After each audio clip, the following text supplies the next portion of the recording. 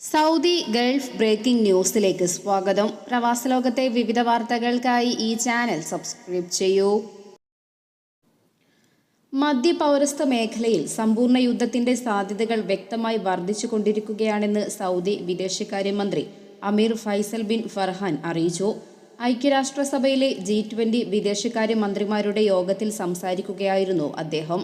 പ്രതിസന്ധികളോട് പ്രതികരിക്കുന്നതിലെ പോരായ്മകൾ നികത്താൻ UN സംവിധാനത്തിൽ പ്രത്യേകിച്ചും സുരക്ഷാ കൗൺസിലിൽ അടിയന്തരമായി പരിഷ്കാരങ്ങൾ നടപ്പിലാക്കേണ്ടതിന്റെ ആവശ്യകതയും അദ്ദേഹം കൂട്ടിച്ചേർത്തു. നീതി നടപ്പിലാക്കൽ കണക്കിലെടുത്ത് സുരക്ഷാ കൗൺസിലിനെ പരിഷ്കരിക്കുന്നതിനുള്ള സമഗ്രമായ നടപടികൾക്കായി സൗദി ആവശ്യപ്പെടുന്നു. സുരക്ഷാ കൗൺസിലിന്റെ വിശ്വാസ്യതയും ഫലപ്രദമായ പ്രതികരണവും വർദ്ധിപ്പിക്കുന്നതിനാണിത്. ഡ്രൈവിംഗിനിടെ മൊബൈൽ ഫോൺ ഉപയോഗം, സീറ്റ് ബെൽറ്റ് ധരിക്കാത്തത് എന്നിവ കണ്ടെത്തുന്നതിന് സ്മാർട്ട് മോണിറ്ററിംഗ് സംവിധാനം ഒക്ടോബർ 1 പ്രവർത്തനക്ഷമമാകുമെന്ന് അജ്മാനിൽ ബുധനാഴ്ച പോലീസ് അറിയിച്ചു. അടിയന്തര സാഹചര്യങ്ങളിലും പോലീസിന്റെ പ്രതികരണം വർദ്ധിപ്പിക്കാൻ ആർട്ടിഫിഷ്യൽ ഇന്റലിജൻസ് ഉപയോഗിച്ചാണ് ഗേറ്റുകൾ പ്രവർത്തിക്കുക. രാജ്യത്തെ വിനോദസഞ്ചാരികളെ ആകർഷിക്കുന്നതിന്റെ ഭാഗമായി GCC നിവാസികൾക്കായി ഖത്തർ ഡീലുകൾ പ്രഖ്യാപിച്ചു. പുതുതായി അവതരിപ്പിച്ച വിസിറ്റ് ഖത്തർ പാസ് GCC സന്ദർശകർക്ക് ആനുകൂല്യങ്ങളുള്ള വിവിധ ആകർഷണങ്ങൾ കണ്ടെത്താൻ അനുവദിക്കുന്നു.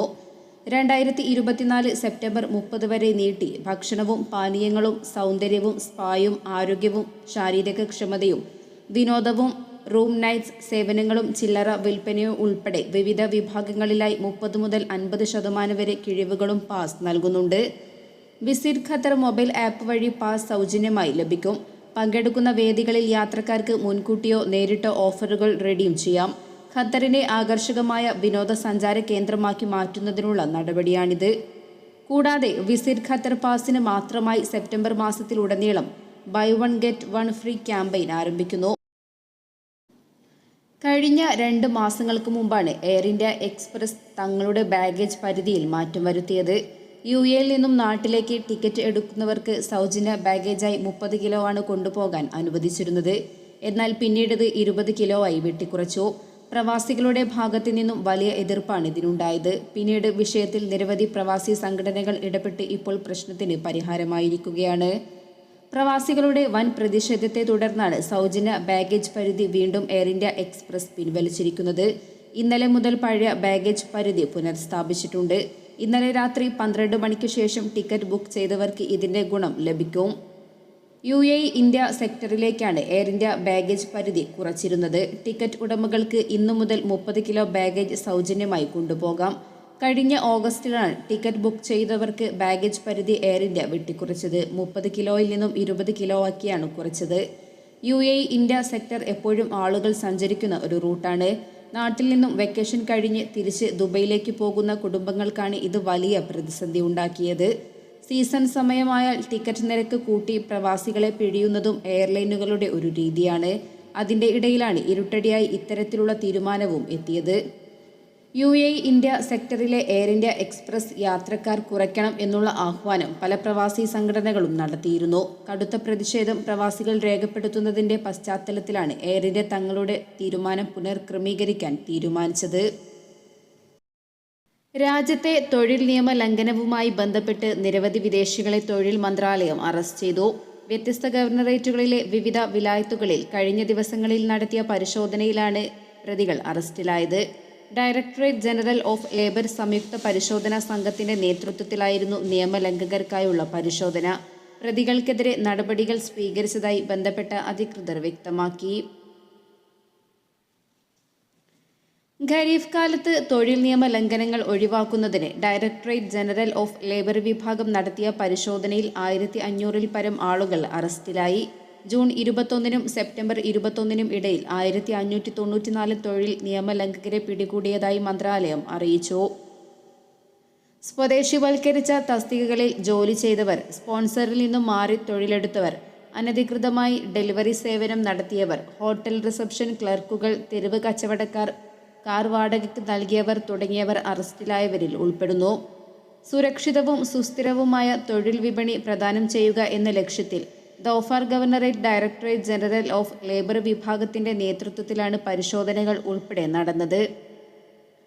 ഖരീഫ് മാസങ്ങളിൽ വാണിജ്യ പ്രവർത്തനങ്ങളും വിവിധ സേവനങ്ങളുമായി വ്യത്യസ്ത തൊഴിൽ മേഖലകളാണ് തുറക്കപ്പെടാറുള്ളത്. ഈ സാഹചര്യത്തിൽ തൊഴിൽ നിയമങ്ങൾ ലംഘിച്ച് വിദേശികൾ പ്രവർത്തിക്കുന്നതായി നേരത്തെ റിപ്പോർട്ട് ചെയ്യപ്പെട്ടിരുന്നു. ഇത്തരത്തിലുള്ള പ്രവണതകൾ ഒഴിവാക്കുന്നതിനാണ് മന്ത്രാലയം നടപടികളുമായി മുന്നിട്ടിറങ്ങിയത്. ക്യാമ്പയിന്റെ ഭാഗമായി തൊഴിൽ മന്ത്രാലയം ഉദ്യോഗസ്ഥരുടെ നേതൃത്വത്തിൽ വിവിധ മേഖലകളിൽ പരിശോധന നടത്തി. തൊഴിലുടമകൾക്കും തൊഴിലാളികൾക്കും നിർദ്ദേശങ്ങൾ നൽകുകയും ബോധവൽക്കരണം നടത്തുകയും ചെയ്തു. വാണിജ്യ കേന്ദ്രങ്ങളിലും ഭക്ഷണശാലകളിലും മറ്റും തൊഴിൽ സ്ഥലങ്ങളിലും ഉൾപ്പെടെയായിരുന്നു അധികൃതരുടെ പരിശോധന. തൊഴിൽ വിപണി സുതാര്യമാക്കുന്നതിന് ഖരീഫ് സീസണിൽ പ്രവാസികൾക്ക് അനുവദിച്ച താൽക്കാലിക തൊഴിൽ പെർമിറ്റ് നിരവധി പേർക്ക് ഗുണകരമായി. ഇതുവഴി സ്ഥാപനങ്ങൾക്ക് പ്രവാസി തൊഴിലാളികളെ താൽക്കാലിക വിസയിൽ കൊണ്ടുവരുന്നതിന് അനുമതി ലഭിക്കുന്ന രീതിയാണ് സംവിധാനിച്ചിരുന്നത്. നിരവധി പ്രവാസികളാണ് താൽക്കാലിക തൊഴിൽ അനുമതി ഉപയോഗപ്പെടുത്തിയത്. ഖരീഫ് കാലത്ത് വാണിജ്യ മേഖലയെ സജീവമാക്കുക കൂടി ലക്ഷ്യം വെച്ചായിരുന്നു നടപടി. കൂടുതൽ വിനോദസഞ്ചാരികൾ എത്തുന്ന സമയത്ത് ആവശ്യമായ സേവനങ്ങളും വാണിജ്യ സംവിധാനങ്ങളും ഉറപ്പുവരുത്തുന്നതിന് കൂടുതൽ പ്രവാസി തൊഴിലാളികളുടെ സാന്നിധ്യം ഗുണം ചെയ്തു. ഖരീഫ് കാലത്ത് ദോഫാറിന്റെ വിവിധ ഭാഗങ്ങളിൽ കൂടുതൽ വാണിജ്യ പ്രവർത്തനങ്ങൾ ആരംഭിക്കുന്നതിനും സൗകര്യമൊരുക്കി. വിനോദസഞ്ചാര കേന്ദ്രങ്ങളോട് ചേർന്നും വഴിയരികിലുമായി നിരവധി ചെറുകിട ഇടത്തരം സംരംഭങ്ങളാണ് ഈ കാലയളവിൽ പുതുതായി ആരംഭിച്ചത്. പ്രവാസികൾക്ക് താൽക്കാലിക തൊഴിലും ഈ കാലയളവിൽ ലഭ്യമായിരുന്നു. കാലാവസ്ഥാ വ്യതിയാനത്തിന്റെയും സുനാമിയുടെയും അപകടങ്ങളെക്കുറിച്ച് സമൂഹത്തെ ബോധവൽക്കരിക്കുന്നതിനായി രാജ്യവ്യാപക ക്യാമ്പയിനുമായി ദേശീയ അടിയന്തര മാനേജ്മെന്റ് കമ്മിറ്റി ദോഫർ ഗവർണറേറ്റിൽ ഈ മാസം 29 മുതൽ ഒക്ടോബർ 7 വരെ ആദ്യഘട്ട ക്യാമ്പയിൻ നടക്കും.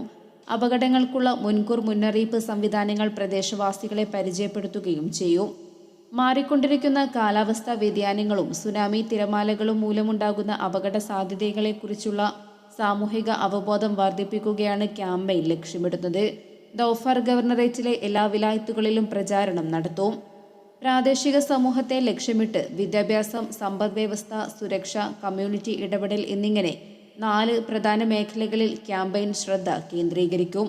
മീറ്റിംഗുകൾ, സെമിനാറുകൾ, പ്രായോഗിക വ്യായാമങ്ങൾ, അനുബന്ധ പ്രദർശനം കൂടാതെ ബോധവൽക്കരണ ബുള്ളറ്റിനുകളുടെ വിതരണം എന്നിവയുൾപ്പെടെ വൈവിധ്യമാർന്ന പ്രവർത്തനങ്ങളും നടത്തും. ഉപഭോക്താവിൽ നിന്നും ബാങ്ക് വിവരങ്ങൾ സ്വന്തമാക്കുകയും ഇതുവഴി പണം അപഹരിക്കുകയും ചെയ്യുന്ന ഉപഭോക്തൃ വിഭാഗത്തിന്റെ പേരിലുള്ള വ്യാജ വെബ്സൈറ്റുകളെക്കുറിച്ച് റോയൽ ഒമാൻ പോലീസ് മുന്നറിയിപ്പുമായി രംഗത്ത്. വെബ്സൈറ്റ് വഴി സംശയം ജനിപ്പിക്കാത്ത രീതിയിൽ ഉപഭോക്താക്കളിൽ നിന്നും ബാങ്ക് അക്കൗണ്ട് വിവരങ്ങൾ ശേഖരിക്കുകയാണ് തട്ടിപ്പ് സംഘങ്ങൾ നടത്തുന്നത്. ഇത് ലഭിച്ചു കഴിഞ്ഞാൽ പണം അക്കൗണ്ടിൽ നിന്നും പിൻവലിക്കുകയും ചെയ്യുന്നതായി പോലീസ് വ്യക്തമാക്കി.